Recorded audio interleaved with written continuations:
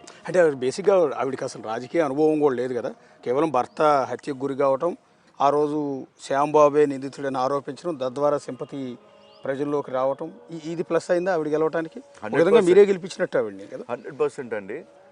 మీరు చెప్పినట్లు అప్పుడు ప్రశాంత్ కిషోర్ గారు వాళ్ళ టీం నడుపుతున్నారు. As soon as this murder happened, Jaganmohan Reddy గారు పత్తికొండ సైడ్కి వచ్చారు. అండ్ ఫస్ట్ సీట్ డిక్లేర్ చేసినది శ్రీదేవి గారిది మొత్తం స్టేట్లో. మరి ఈసారి ఎందుకు డిక్లేర్ చేయడం లేదు శ్రీదేవి గారిది first seat? At least 5th seat అన్నా డిక్లేర్ చేయాలా కదా, చేయడం లేదు. ఎందుకంటే ఈమె ఘనత అంత దాకా రీచ్ అయ్యింది. మీరు నిన్న కూడా పేపర్లో చదివాను, ఈ మధ్యకాలంలో కూడా మీరు ఒక టెంపుల్కి వెళ్ళి ప్రమాణం కూడా చేసి వచ్చినట్టున్నారు. అవునండి, అవును. నాకు దీనికి ఏ సంబంధం లేదు అని. ఈ మధ్య కాదండి, ఆ కాలంలోనే జరిగింది. మరి మొన్న కూడా పోయాము. అక్కడ వెంకటేశ్వర స్వామి గారి ఆయన పెద్ద శక్తి, అక్కడ వెల్దుర్తి మండలం రామాలకోట గ్రామము. అక్కడ పచ్చబండ ఉంటుంది. ఆ పచ్చబండ ఎవరన్నా నిలుచుకొని అక్కడ అబద్ధాలు ఆడితే వాడు సర్వనాశనం అయిపోతాడు.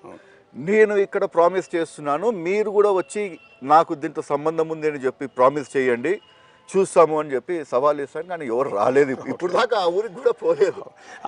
ఆ సింపతి ఫ్యాక్టర్ ఎన్నికల దాకా ఇంకా ఉందంటారా?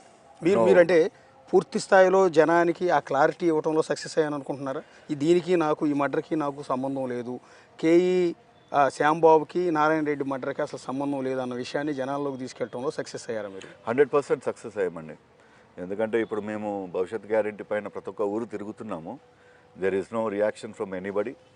కొంతమంది ఎవరైతే అప్పుడు ఆడవాళ్ళు అని చెప్పి సింపతి ఆడేమకి వేస్తామని చెప్పి ఏదైతే అనుకున్నారో, ఆడవాళ్ళు కూడా మామూలుగా ఈమె గారు ఊర్లోకి పోయి మామూలు వాళ్ళ పార్టీ కండక్ట్ చేస్తుంటారు.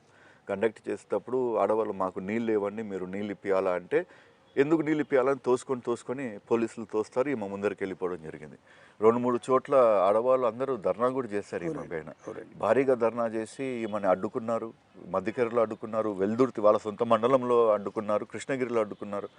వీళ్ళకి పని చేయడము ఎలా అనేది తెలియదు. ఎంతసేపుకి ఆ పెద్ద కుర్చీ పైన కూర్చోవాలా, 10 మంది మనం చూసి నమస్కారాలు పెట్టాలని ఒక ఆలోచన తప్ప వాళ్ళకి సేవ చేయడానికి వచ్చినది కాదు. ఇది డిఫాక్టో ఆ రోజు ఆ నారాయణ రెడ్డి మర్డర్ జరగడము వాళ్ళకి అడ్వాంటేజ్గా జరిగింది. But as you know, courts ఉన్నాయి. ఆ కోర్టులలో 3 కోర్టులలో 4 కోర్టులలో ఏదైతే కేసు పెట్టారో అన్నీ కూడా ఓడిపోయారు. And we are still waiting. వాళ్ళు ఇంకొకసారి కూడా వాడు పోవడానికి ప్రయత్నం చేసినా కానీ మన చేతులు క్లీన్ ఉన్నాయి. అది ఎవరికి భయపడిన అవసరం లేదు, దేవుడు చూసుకుంటాడు. We are there. పబ్లిక్ కూడా అర్థమయ్యింది, తప్పు చేసుకున్నామని చెప్పి చాలా ఆలోచనలో పడినారు. చంద్రబాబు నాయుడు గారు మొన్న మేము రా కదిలిరా అనే ప్రోగ్రాం పత్తికొండలో భారీగా పెట్టాము. ఆల్మోస్ట్ 1,20,000 పీపుల్ అటెండ్ అయ్యారు. One of the best programmes. అట్లాంటి ప్రోగ్రాంలో కూడా చంద్రబాబు నాయుడు కూడా హామీ ఇవ్వడం జరిగింది. మీకు నీళ్లు 100% ప్రతి ఒక్క ఎకరానికి మేము తెచ్చిచ్చే బాధ్యత నాది అని ఆయన చెప్పడం జరిగింది.